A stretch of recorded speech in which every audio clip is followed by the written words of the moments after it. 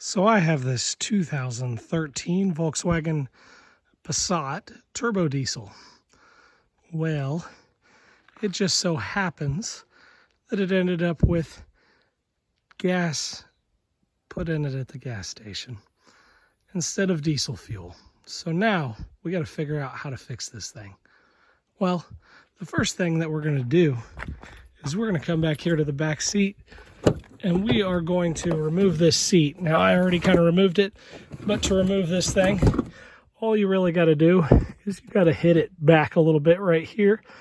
And as you kick it back with your hand, or you can kick it a little bit with your knee gently, it will lift off and release, and then you should be able to pull the seat up like this, and then you can kind of just pull it out of the way. You got to do that on both sides, and once you do that, it'll be loose. And then come back here to this fuel pump, and so you'll have this little piece here. So you'll just kind of pop this off, and you'll pop this plug off. There's a little clip right there. You got to lift that up, and then you can pull this off, and then you got to pinch these two and lift these off. It's a great idea to take a photo so you have something to refer to. But the next thing we're going to do is siphon all this fuel. So what I have today is this thing. I think I got it from Advanced Auto Parts. It's a multi-use transfer pump. So I'm going to drop it into the gas tank or diesel tank, and I'm going to pump out all this fuel, and we're going to see if we can't make this thing a little bit better. One thing you should do before you do anything with this vehicle is to try and loosen up one of your battery terminals, if not both, in order to make certain that there's no sparks that ignite any of the fuel that you're removing.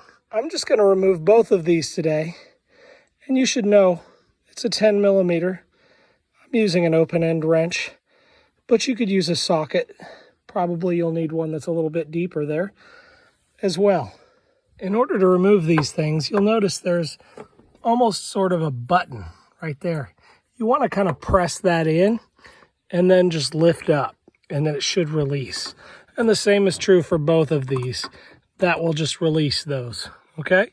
And then kind of set those off to the side. Then we have to fix this right here.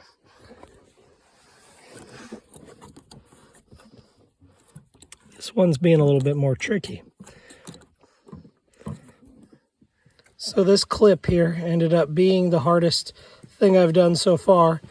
I had to pop this little red piece like this up out of there, and then I had to take a small flat screwdriver, and I sort of had to get behind here in the back, and you can't really see that on camera, but I had to pry this little tab that's way down low here. Okay, and then after I did that, that loosened it up. See right here, you can see this is the little indent, the little plastic sort of tit that catches on. And you can see right there, the part that locks over it. Now the last thing we have to do here to get the pump out is pretty simple. Basically, we have to take this little metal ring right here, and we have to knock it off. So what you'll do is you'll find an exposed part of it that's metal, like this right here, for example. And basically you just line your screwdriver up on it, and you just gently tap it. It should be counterclockwise, and then that should come loose. It doesn't have to move far before it'll be loose, and then you should be able to take that whole thing out of there. I can't show it because I don't have anybody to film it for me, but it's pretty straightforward. Now we got that off. The next thing we need to think about is to remove this fuel pump. We're going to need to have a bunch of rags, right? Because you don't want to put gas or diesel or whatever the heck it is. In my case, it's gas, even though it's supposed to be diesel.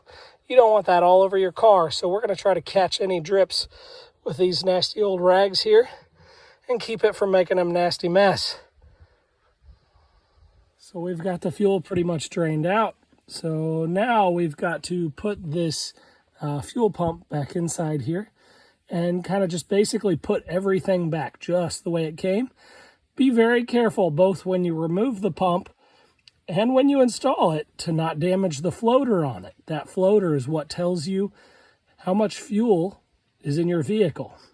Now, if you made the same mistake I did and you put gasoline in your TDI, your diesel Jetta or Passat, whatever, then you really need to make certain that the gas is not only out of the tank, but you also need to take it out of the fuel pump itself. The fuel pump itself probably holds, I'm going to say 2 pints, maybe 1.5 of fuel. So make sure that you get all that out. I'll kind of show you what I mean with that. When you kind of look at this, you can kind of see, that this is, see all that fuel in there? That's a good bit of fuel. We don't want to leave that much gasoline in there, and we want to get all that crap out of there. So make sure you remove it. So in this case, I have a nasty old bucket here, and basically what I'm going to do is just turn it to the side and pour that crap out of there so that there's no more nasty fuel. I don't want that gasoline in my diesel. There's that floater we were talking about. Be real careful with that thing. You do not want to damage it. It will mess things up. One other point I want to make before we set this back in here. You see the edge there? Just kind of right where the seal here sits, this seal around the pump. It kind of seats. I'll kind of show you a little better. It kind of seats right around this. You want to make sure that area is clean. If it's not clean, it's not going to seal properly. You want to make sure you don't knock any dirt or crap that's in around this area inside your fuel tank. Nobody wants dirt in their fuel. That's never good for it. Make sure all the hose mounts and everything else on top of it match the location that they were when we took it out. We want to make sure everything works properly. All right. So once you get it set back down there, you're going to tap this piece again. You're going to set everything gently right in the same spot. Make sure everything is lined up the same way. You're going to set the plastic piece down and be gentle so you don't break it. Then you're going to put this metal ring back down, set it into place gently by hand, and then after you have it into place, you'll set your screwdriver on the side here and just gently tap it clockwise. Very, very gentle or else it will break. Now, if you look back at your earlier video, you can see this is where your hoses go. So we're just going to push them down gently. But before we do that, we're going to get this little piece right here. And we're going to just pop down this electrical connector so that it snaps. Then we're going to put this right here. And we'll push that down, each one of these, until they snap. They have to go the same place that they went before, or things just won't work properly. After you get all that set in place, you're going to line this up. Make sure this arrow right here points towards a little indentation on the side underneath this. Otherwise, you might break pieces off. And then you're going to want to take this little rubber piece here and just pop it back down into place.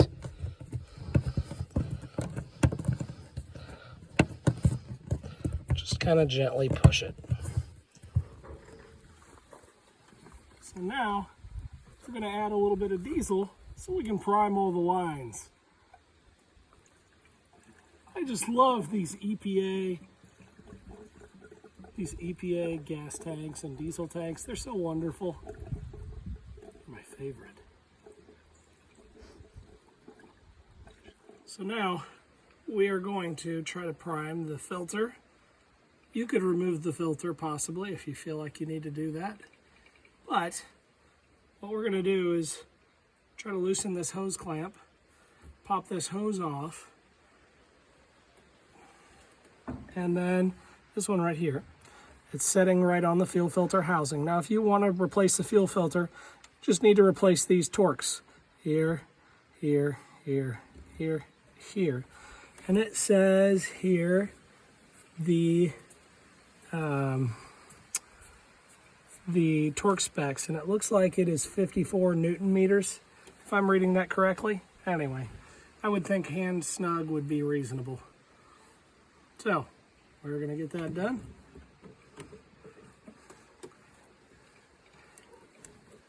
This is not the best pair of pliers for the job.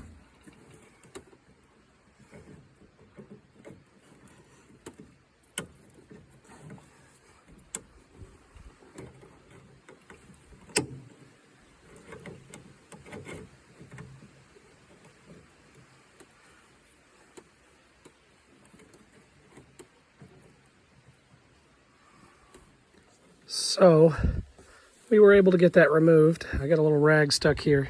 This spot, I had to get some better pliers. The pliers that I had kind of sucked. They were just, the ones I used were standard. I don't know where I put them. I just had them right here. But I sprayed a little WD-40 on it, and I just had to wriggle the heck out of it to get it off. It's pretty stubborn. Anyway, so this line, I got this line right here. It's going to this bucket. This is just trash, so I don't care that it's not nice. We're not reusing this fuel. Might use it on a fire or something like that, but not going to use it to run the car, so, or any other vehicles. So we've got this line off of actually the same pump that I used to hand pump out the tank. And so the line's hooked up to that, and we've got it running down in here. Now, important things here. Number one, this line is pretty snug, right? But the pressure from the fuel pump could be pretty high. So you might want a hose clamp on it. I'm comfortable just holding it on, and it's honestly friction held on there pretty freaking tight. The other thing you need to do is you probably need a second person who's just going to hold this and close to the end so that it's not flying everywhere all over the place and spraying you and spraying the car. But what we're going to do after we have this done is we're going to go over here to the battery. We'll step over here to the battery. And right here on the battery, we're going to rehook the terminals so that we have power again. Okay? Now, in order to make the fuel flow, we're going to go inside the car here, and we're going to crank it. Not crank it. We're going to turn the key on without cranking. So basically, you don't want to hit the brake or else it'll try to crank.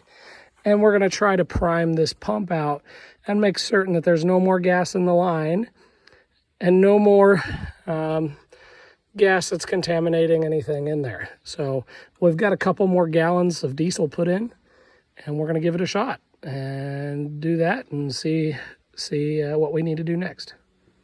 So I have somebody in the car, my wife actually, circulating the fuel by turning the start button on and off every several seconds. And you can see in here that it's pumping fuel out. So basically, we're just trying to get all that garbage out of here. So I'm going to keep going for a while here and see what we can get done. It's not got that much pressure in it. I was incorrect. I thought it'd be a little higher pressure. And it turns out it's pretty slow and low. You don't really even need anybody to hold it. Okay, so now I've got, I'm going to say a gallon of fluid in there. About a gallon of gas diesel, whatever the heck it is. I don't know what ratio it is. But we're going to take this off now. Now be careful that you don't make a mess. You don't want to get gas all over your engine, especially not if we're planning on starting it up shortly. So I'm just going to kind of wriggle this thing off here.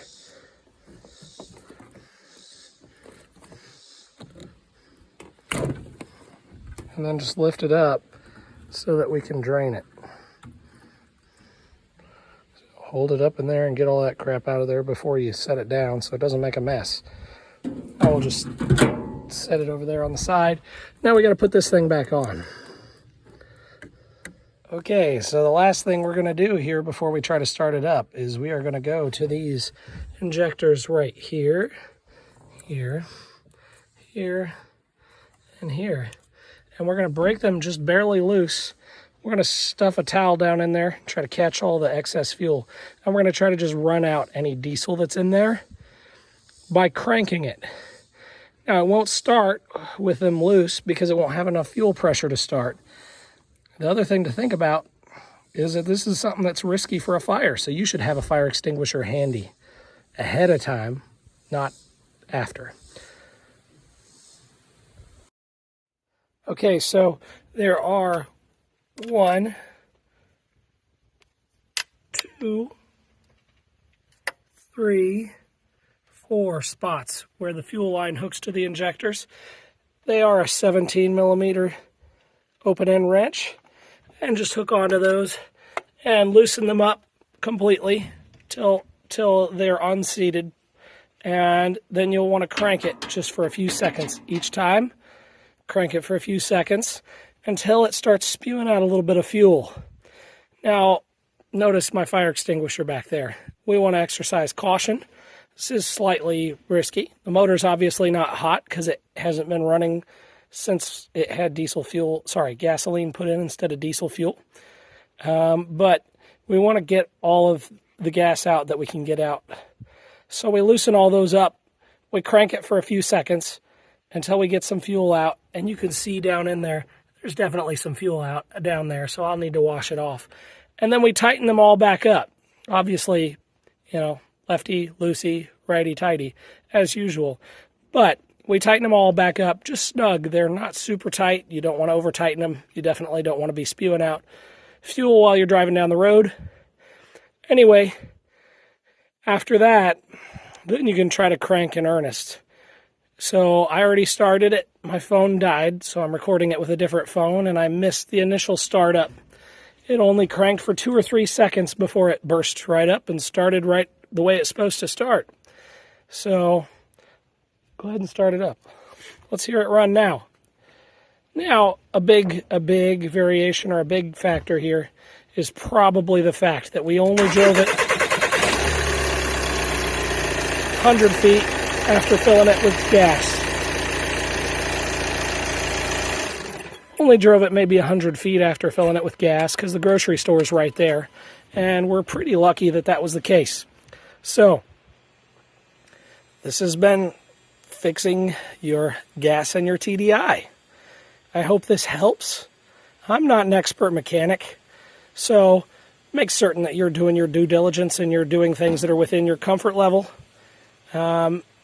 This is just something I couldn't find a video about exactly how to do this on YouTube, and obviously I had to do it or I was going to have to pay somebody a lot of money, so I chose to do it. Anyway, have a great day, and let me know if there's any questions.